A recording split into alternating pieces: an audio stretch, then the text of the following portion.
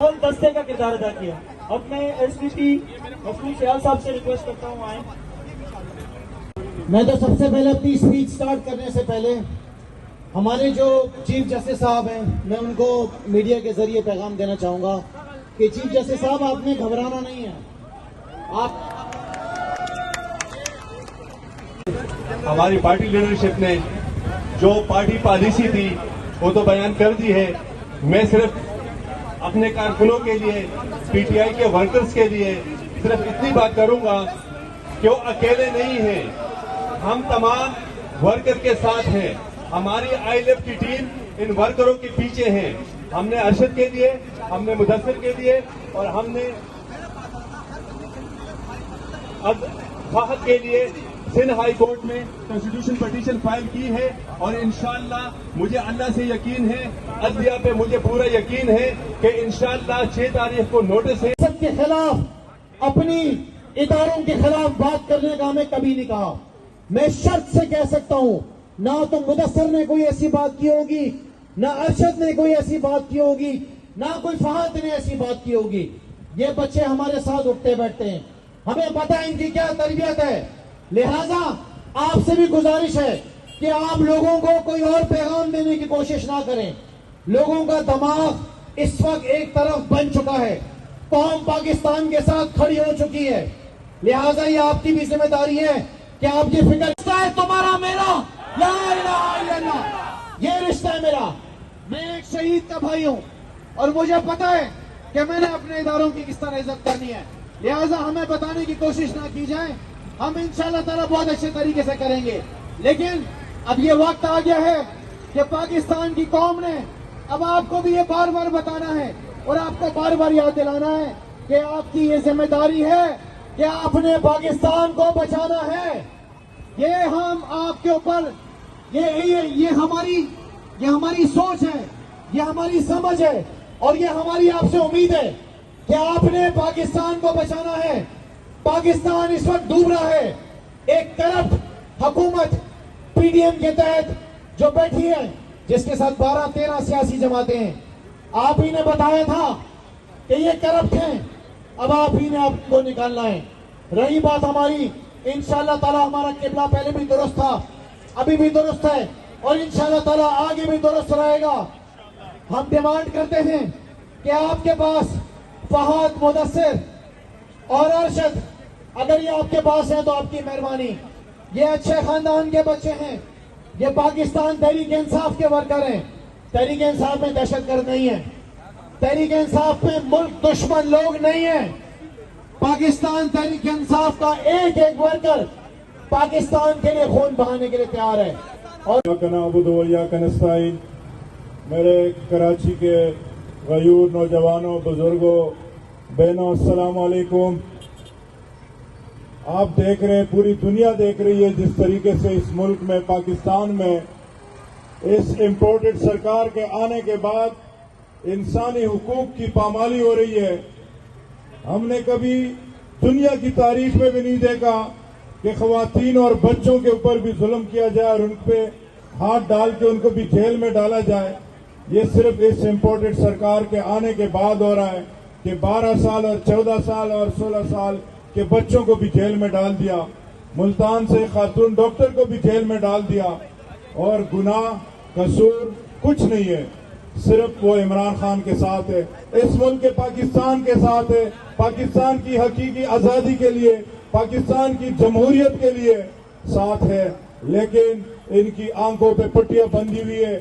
मैं United nation को भी कहना चाहता हूं आपके कैमरों की तवज्जो से कि देख ले कि इस मुल्क में इंसानी हकूक की जो पामाली हो रही है, जो घरों के दरवाजे तोड़ के घरों के अंदर घुसे जा रहे हैं, बच्चों और खवातीन को पकड़ा जा रहा है, बुजुर्गों के ऊपर तशद्दुद किया जा रहा है, शेलिंग की जा रही है, रबर की गोलियां बरसाई जा रही है, वाटर कैनन का खवातीन के ऊपर इस्तेमाल किया जा रहा है। ये कौन सा कानून है कि आप किसी को पकड़ के लापता कर दे और उसका आइन के तहफ़्फ़ुज़ के लिए, कानून की हुक्मरानी के लिए। और 2007 में जिस तरीके से इन्होंने तहरीक चलाई, आज भी इस बयानिए के लिए ये तहरीक चलाएंगे।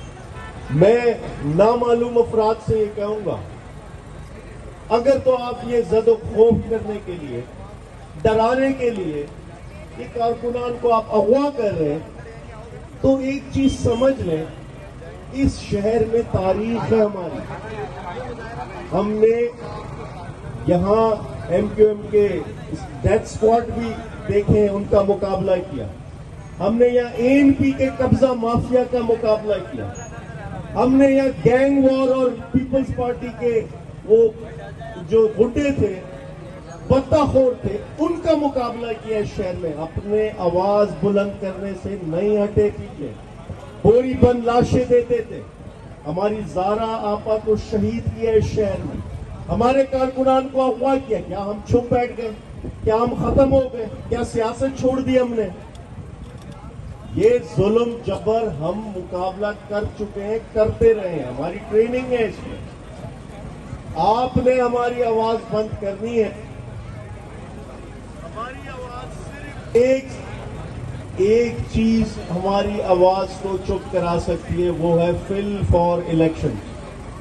हमारा तुम इस टाइम अदलिया को ब्लैकमेल कर रहे हो, तुम्हें शर्म आनी चाहिए। तुम्हारी तारीख है रही है, तुम लोगों ने पहले भी सुप्रीम कोर्ट पे हमला किया, आज भी किया। मेरी यहाँ पाकिस्तान की आवाम से गुजारिश है, इमरान खान के दौर में आपको इंसाफ से कार्ड मिला था, आपको एहसास कार्ड मिला था। आज मेरे लोग, आज मेरी माएँ, मेरी बहनें लाइनों में खड़े होकर आटा खरीदती है, उसके बाद उन बेचारों को आटा भी नहीं मिलता, वो मर जाती है। मैं समझता हूँ शर्म का मकाम है, तुम सबके लिए शर्म का मकाम है। अगर तुम में गैरत होती, तुम इस्तीफा देते, घर जाते, इलेक्शन करवाते। लिहाजा मैं उनको भी बता देना चाहता हूँ, जो लोग रात के अंधेरे में कार्रवाइयां करते हैं, आप करें कार्रवाइयां। हमने खौफ का बुत तोड़ दिया है। अब हम नहीं डरने वाले इंशाल्लाह। डालों से नहीं डरने वाले, न काले वीगो डालों से, न सफेद कपड़े वालों से, न सादा लिबास कपड़े वालों से। मैं आपको ऑफर करता हूँ, मैं खड़ा हूँ, मैं रात को मेरा सिम भी खुली होगी, मेरा मोबाइल भी खुला होगा, पर मैं आपको बता दूं, उठा लो। हमने खौफ के बुत तोड़ लिए, पर इंशाल्लाह हम आपका मुकाबला करेंगे। हम पाकिस्तान को हकीकी आजादी दिला के छोड़ेंगे। पाकिस्तान, इमरान खान।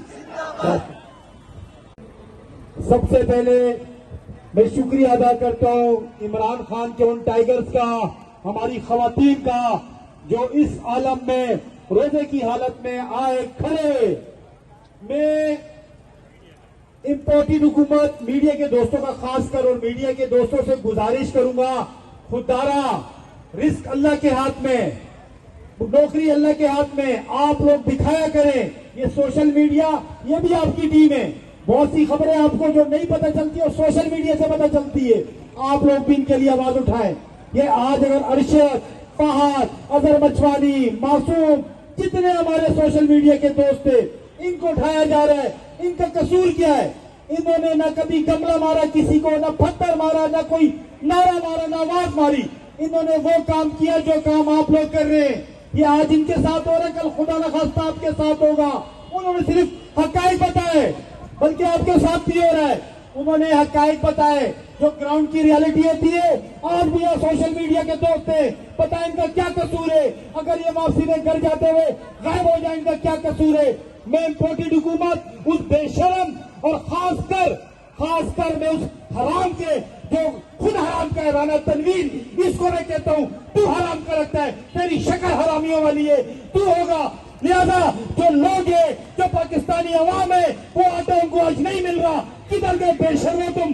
साथ खड़ी है, सब खड़े हुए चीफ जस्टिस साहब के साथ।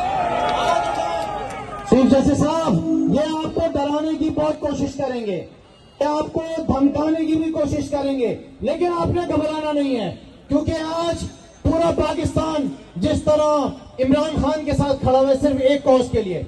वो कॉज क्या है? वो कॉज ये है कि पाकिस्तान के अंदर इंसाफ कायम हो जाए। और इमरान खान के इस कॉल के पीछे जो मेन मकसद है चीफ जस्टिस साहब, वो आप हैं। लिहाजा हम इमरान खान के साथ तो खड़े हुए हैं, लेकिन उसके साथ साथ उससे बढ़कर हम आपके साथ खड़े हुए हैं।